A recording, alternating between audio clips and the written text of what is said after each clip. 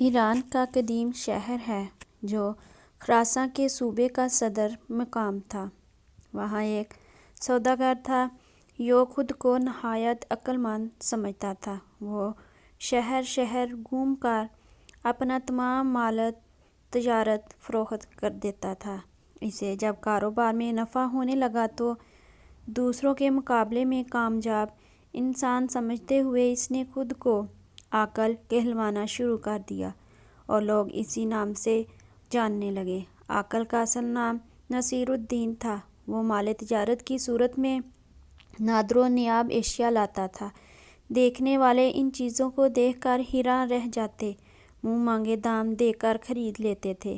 ایک دن وہ بازار میں بیٹھا اپنے دوست سے باتیں کر رہا تھا۔ ایک چڑی مار اس کے قریب سے گزرا جو گا رہا تھا: سونے کی چڑیا جادو کی پڑیا، بجتا گھنٹا دیتی ہے انڈا۔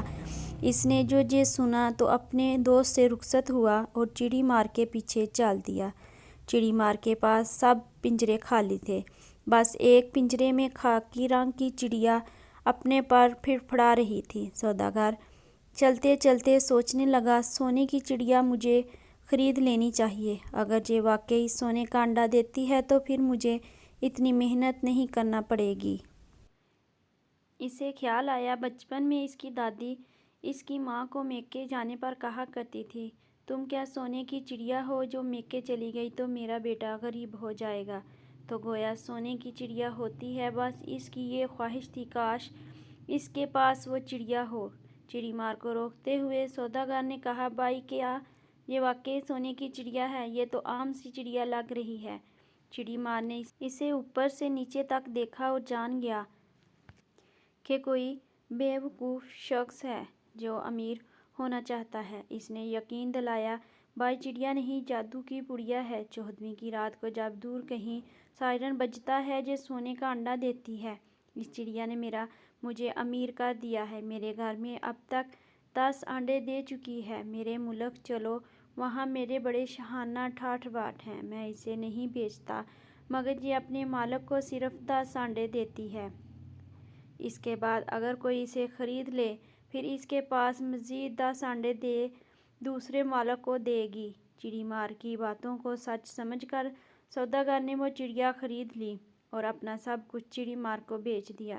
چڑی مار اگلے روز بازار میں کسی کو نظر نہ آیا۔ سارا مال و دولت گھر بار ایک چڑیا کے عوض چڑی مار کو فروخت کر کے سوداگر چڑیا کے پنجرے کے ساتھ ایک جھونپڑی میں رہنے لگا۔ دوستوں نے اسے بہت سمجھایا کہ اس نے گھاٹے کا سودا کیا ہے اور دھوکہ کھایا ہے، مگر سوداگر کا کہنا تھا، وہ بہت سمجھدار ہے، وہ کبھی گھاٹے کا سودا نہیں کرتا۔ تم دیکھنا مجھے کتنا فائدہ ہوگا۔ سوداگر کو بس 14ویں رات کا انتظار تھا۔ آخر وہ رات آ گئی۔ سوداگر بہت خوش تھا۔ اس کی چڑیا آج سونے کا انڈا دے گی۔ پوری رات جاگتا رہا۔ چڑیا پنجرے میں کبھی سوتی، کبھی پھڑپھڑاتی رہتی۔